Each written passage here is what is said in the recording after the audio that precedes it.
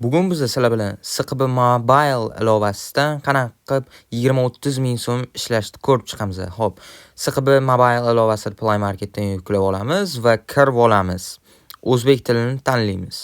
Xo'p, telefon raqamiga o'zimizning telefon raqamimizni kiritamiz.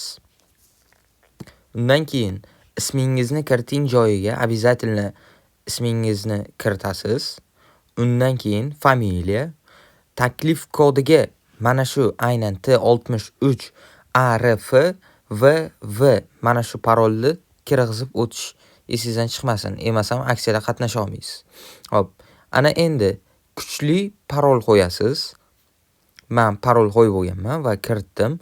Obuna bo'lishni esdan chiqarmang. Xo'sh, ana endi telefon raqamimizni qaytadan kirgizamiz va qo'ygan parolimizni yana qaytadan kirgizamiz.